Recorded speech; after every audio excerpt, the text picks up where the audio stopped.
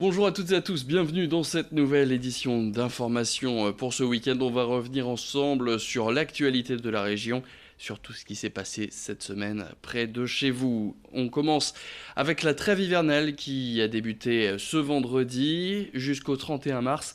Les expulsions des logements vont être suspendues. Une période donc de répit pour les locataires soumis à un avis d'expulsion de leur logement. Pour les épauler et les guider dans leurs démarches administratives, l'atelier populaire d'urbanisme leur apporte aide et soutien. À l'ILFIV, deux accompagnateurs socio-juridiques organisent chaque semaine des permanences et travaillent en relation avec d'autres associations. Chaque année, ils accompagnent près de 200 personnes, puisque pendant cette trêve, les démarches se poursuivent, par exemple pour négocier avec les propriétaires. Pendant cette période, cela permet aussi de lancer des recours en justice ou de saisir des dispositifs. Écoutez Mathieu Vérel, accompagnateur socio-juridique à l'APU, au micro d'Idil Gunaï. La trêve hivernale, ça empêche l'exécution d'une expulsion, par contre ça n'empêche pas les procédures. C'est-à-dire qu'en fait, plein de gens peuvent se retrouver convoqués au tribunal en vue d'une expulsion durant cette période-là. C'est juste une période où les huissiers ne peuvent pas exécuter l'expulsion. Cette période de répit, du coup, elle peut servir pour des démarches aboutissent surtout. Qu'un relogement puisse être trouvé, qu'on puisse essayer de saisir la justice pour obtenir des délais en vue d'un relogement, pour pouvoir obtenir que, par exemple, si la procédure, si les gens avaient respecté et qu'il y a eu un problème, en fait, essayer de gagner, de négocier un nouveau plan d'appurement avec le bailleur ou des choses comme ça, quoi. C'est vraiment un temps qui doit être mis à profit pour essayer de gagner du temps. Autre actualité, ce nouveau report accordé par l'Union européenne au Brexit et à donc cette sortie de l'Angleterre du Royaume-Uni. Initialement prévu en mars dernier, puis en octobre, c'est désormais fin janvier qu'il va falloir attendre pour peut-être voir ce Brexit effectif. Mais si le départ de l'Angleterre de l'Union européenne venait à se faire sans accord, les entreprises situées dans ce quartier économique de Capécure, à Boulogne-sur-Mer, ont estimé leurs pertes à 30%. Plusieurs choses ont depuis été mises en place, comme une cellule de crise ou des embauches dans l'administration pour tenter d'enrayer ces possibles dysfonctionnements. Mais les entreprises travaillant avec les produits ultra frais restent vigilantes sur ce dossier qui pourrait être fatal à beaucoup d'entre elles, comme le confie Emric Chan, le secrétaire général du syndicat des marailleurs. Écoutez cette interview qu'il donnait au micro de Corentin Escaillé. L'accord est quasiment indispensable parce qu'on est dans un secteur très particulier, très réglementé.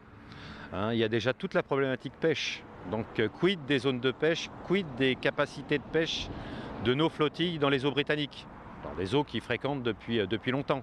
Ça, c'est un problème majeur.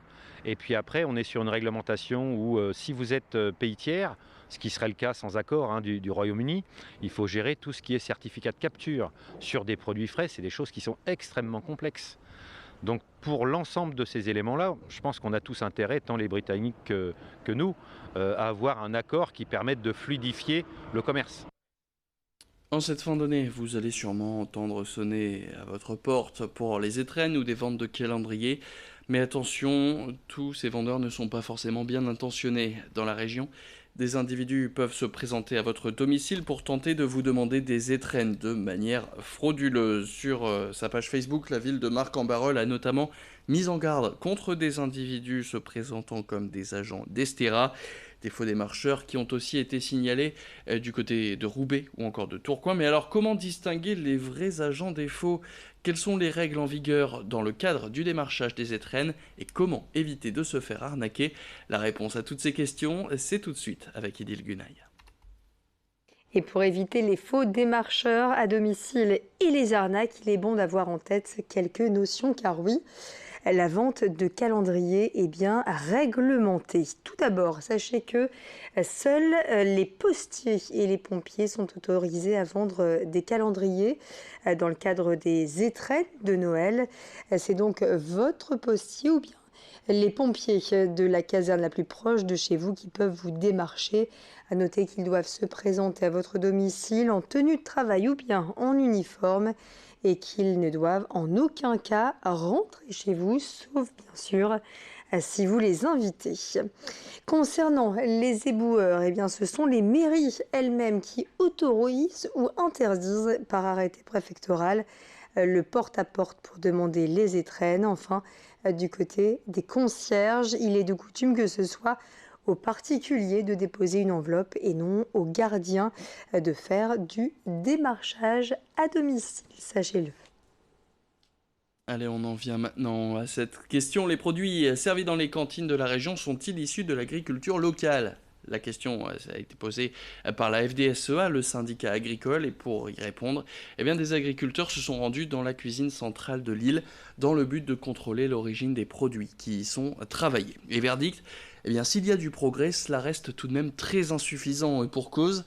Ils ont trouvé du jambon de dinde de Belgique, de l'agneau d'Irlande et du cabillaud et des échalotes qui viennent de Chine. Sans compter que de nombreux fruits et légumes, s'ils sont labellisés bio, proviennent de chez nos voisins belges. Selon ces agriculteurs, la faute revient aux appels d'offres qui mettent la priorité sur des produits bio, alors que la localité du produit n'importe que très peu. Écoutez Quentin Détombe, représentant du syndicat Jeunes Agriculteurs, au micro de Rémi Desremaux. On a vu essentiellement des fruits et légumes qui viennent du milieu de la France en packaging de 2,5 kg. Alors qu'on penserait qu'il y aurait eu des économies de plastique ou toutes ces choses-là. Donc là, aucun effort. Ensuite, on a vu du bio qui vient d'Argentine, de Chine et notamment aussi de Belgique. Donc on sait comment ces produits sont produits en Belgique. Des fois, on se pose vraiment des réelles questions. On trouverait logique des fois d'avoir plus de local. Je sais bien que le local, des fois, n'est pas forcément biologique. Mais quand vous avez quelque chose de biologique qui vient de Chine, l'aspect biologique n'est plus là, rien que par rapport à l'aspect dépense carbone, quoi. Faut pas prendre le consommateur pour... j'ai envie de dire, faut pas le prendre pour un bête, quoi.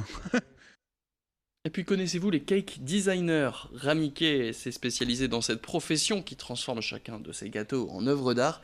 Gâteaux qui peuvent prendre toutes les formes possibles et imaginables, comme des licornes ou des sacs à main. Il lui faut parfois entre 1 et 4 jours pour réussir sa sculpture. A noter que Ramiquet fait aussi des tutos vidéo sur YouTube pour apprendre au plus grand nombre ces techniques. Elle a aussi participé à l'émission sur M6, Les Rois du Gâteau, avec Cyril Lignac, où elle a présenté un de ses produits phares, le sac gâteau. Ramiquet, on l'écoute tout de suite au micro de Géry Jouot de Fer. Ce qui m'inspire, moi, c'est un peu les enfants. Ma dernière, surtout étant donné qu'elle a 7 ans, elle va me dire « Maman, est-ce que tu peux me faire… » Donc, c'est la mode de la licorne en ce moment. « Est-ce que, maman, tu peux me faire une licorne ?» Ou bien les grands, pareil, que ce soit pour le lycée ou bien pour le collège. Ils vont me demander des gâteaux. Bien moi, je vais simplement voir quelque chose et me dire « Tiens, je le vois bien en gâteau. » Et des fois, il m'arrive de regarder des choses et de me dire « Mais c'est un sac ou c'est du gâteau ?» Et c'est la fin de cette édition. Merci à toutes et à tous de l'avoir suivi. Je vous souhaite un excellent week-end dans notre compagnie.